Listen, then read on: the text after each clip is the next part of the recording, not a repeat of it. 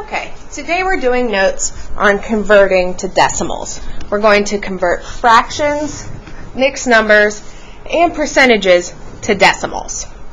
So let's start with the fractions. Those are usually the hard ones because we have to divide. Remember when you're dividing that the top dog stays in the house. So that numerator up here is what goes into the house when we divide. Another way to think of it is if the fraction fell over, this middle line would put that 2 in the house. So you see how that works? If it kind of falls over, it's another way to try to remember it. So let's do 7/8. 7/8, my top dog is the 7. So I'm going to put the 7 inside the house and the 8 outside. Now 8 does not go into 7. 7's smaller. So I'm going to put a 0 and a decimal point and a 0 down here, making it 70. Now 8 can go into 70. 8 goes into 70 8 times. 8 times 8 is 64. Now I'm going to subtract. Okay, now each time here, after I subtract, I'm going to bring down a 0. So I bring down my 6, and now I need to bring down a 0 here, making it 60. 8 goes into 60 7 times. 7 times 8 is 56. And again, I'm going to subtract. When I get down there, I have to bring down another 0. So there's the 0 coming down to make this 40. 8 goes into 40 5 times. 5 times 8 is 40. And I get a nice 0 remainder here. Now the good thing about this one is it did end at the thousandths place, but when we go to converting to decimals, we're always only going to go to the thousandths place. Once you get to the thousandths place, you can stop. Okay, so 3 places after the decimal and you can stop. If it's repeating or going on forever like a 7, then you can just stop after 3. So 7/8 is equal to 0.875 or 875 thousandths. That's how you would read that since the last digit is in the thousandths place. Alright, the next one we have is 2/11ths. And I want to show you a trick for 11 so you don't always have to divide.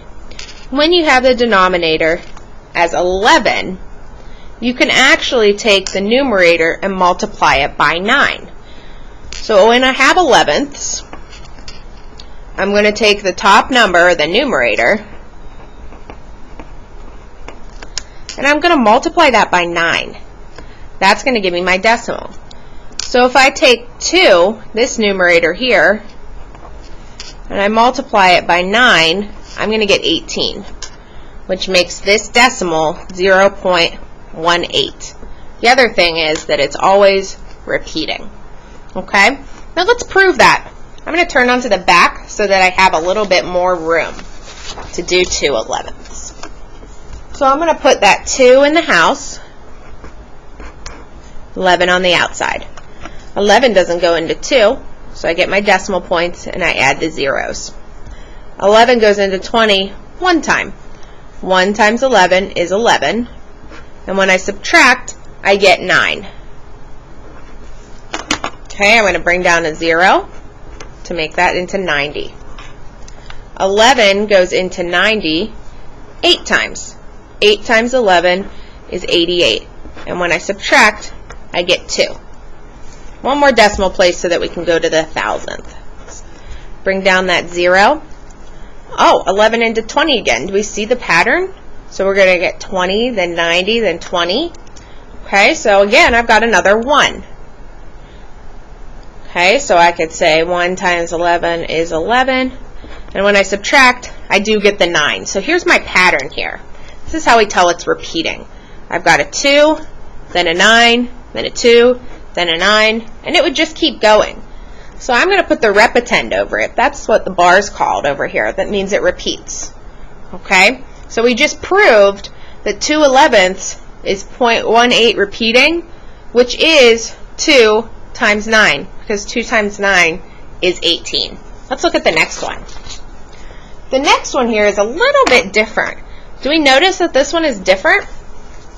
The difference here is that the numerator is bigger than the denominator.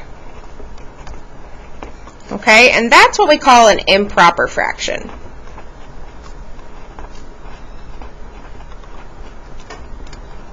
an improper fraction. Okay? So let's go ahead and divide this one and see what happens. So I'm putting the 2 outside the box and the 7 inside, since the 7 was on top. Now this is a little bit different because 2 can go into 7. Because 7's bigger, I can get a whole number out of this. Okay? Was it 2? Oh, it was 3/7. I'm sorry. Let's fix that. So 3 into 7. 3 can go into 7. It goes in 2 times. 2 times 3 is 6. Okay? And I would subtract and get a 1.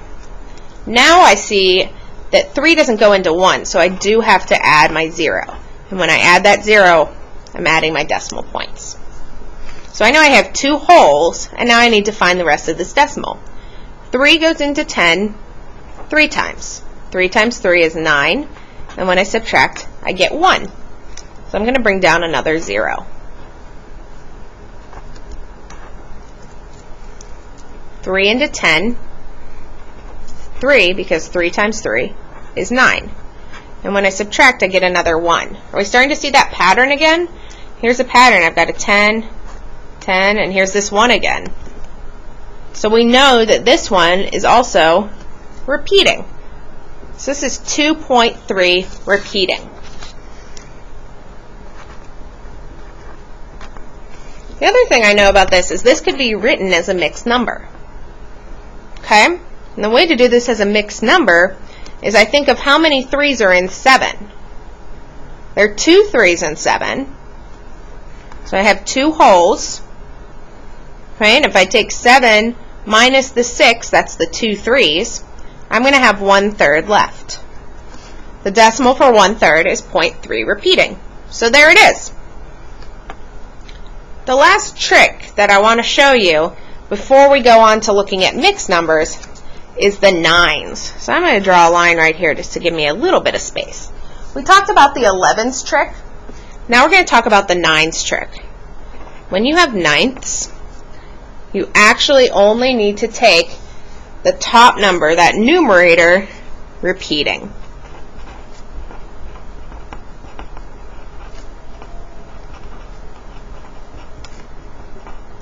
So for example, if I have 2 9ths, I'm going to get a decimal of 0.2, repeating.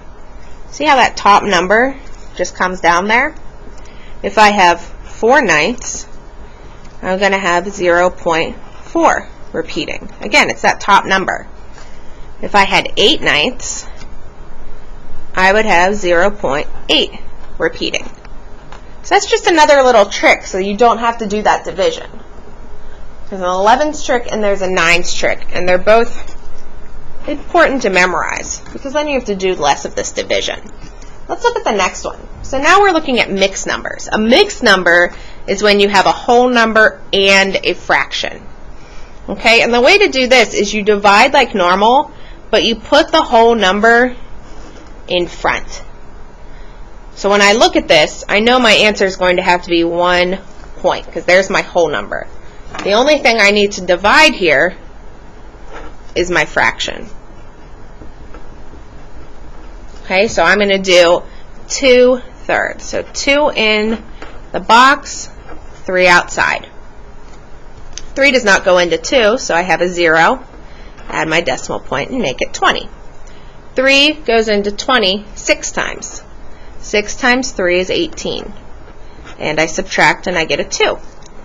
Now I need to bring down another 0. 3 into 20, again, is 6. 6 times 3 is 18. Then I subtract and get a 2, where I would again bring down a 0. 3 into 20 is 6. 6 times 3 is 18. And I feel like a broken record. Do we see this pattern here of getting 2's? 2, 2, 2. That means this is going to repeat. Okay, so this is 0.6 repeating. So this decimal is going to be 1.6 repeating. So here's my whole number, and this is the fraction part. There's the 2/3. Okay? If you know 1/3, As we did it over here, we said it was 0.3. So if I know that already, 1/3 equals 0.3, repeating, then I can know that 2/3 equals 0.6, repeating. All I had to do here was multiply by 2, making it easy. Okay, so we're always looking for ways to make it a little bit easier. So if you know some of these already, you don't need to do the division. Let's look at the next one. 3 7/8. So again, I'm going to take that whole number and I can just write it down. The only thing I'd need to divide would be this fraction. But wait, we already did 7/8 over here. So I'm going to put that one down. 3.875. I'm going to draw an arrow over here so you can see where my work was for easy reference. So that was one I didn't have to do because we already did it. Let's do the last column. This is my favorite column because this is the easiest one. If I'm looking at percents to decimals, okay, you move the percent or the decimal point, if there is one, 2 places to the left. We're going to talk about this for a second because I like to think of something called DP. DP. So DP is Dr. Pepper. That's how I remember it.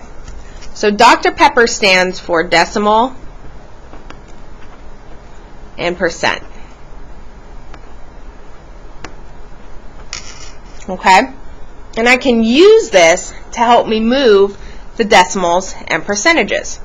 So if I've got DP, Dr. Pepper, and I start at percentage, to get to decimal, I'm going to have to bump 2 times to the left. All right. Similarly, if I'm going back the other way, let's say I started at a decimal, I'm going to have to move 2 times to the right to get to the percentage. You see how that works? It's just a bumping. So you have to know where the decimal is to start, and then it's pretty easy. So when I look at this whole number, 22%, there's no decimal point on that. But because it's just a whole number, I could think of this as 22.0%. So there's my percentage, there's my decimal right there. Okay? So the decimal is right after that too. So if I have 22%, here's my decimal point. I'm going to bump it 2 times to the left. And this gives me 0.22 or just 22 hundredths. Either way of writing this is fine. It doesn't matter which way you write it. Let's look at the next one. So the next one gets a little bit trickier. We see that this time the decimal point is right here. So you'd say that's already a decimal. How do I make that into a decimal if it's already a decimal? So I'm going to take it, make it a little bit bigger here, and I'm going to do the same process. I'm going to move the decimal 2 times to the left. Now you see we have a blank spot here. That blank spot needs to be filled with a 0. So this one would become 0.065 or 0.065. And that should make sense to you because when we said that 0.22 was 22 out of 100, 22% is 22 out of 100%. So this one would have to be smaller at only being 6.5. Let's look at the next one. The next one has the same type of deal. There's the decimal point. Okay, so I have 72.4%. I'm going to take that decimal point and bump it 2 times to the left. Now I get 0.724 or 0 and 724 thousandths. That's how you would read it. Now with this one, you just want to make sure you don't lose that last number. Because this isn't just 0.72, that 4 is still important. It's still part of that. Okay? Let's look at the last one. And this one tricks people too. So just like 22%, the decimal here is right at the end. So this is 166 percent, and the decimal starts there. So I'm going to bump it just like I did before. 2 times to the left. So this one becomes 1.66. Okay, so it's a little bit different, but 100% is not a decimal anymore. It's greater than 1. So it has to have that whole number. All right? So this is the end of these notes. Feel free to replay again and look over the work, and they will be posted online.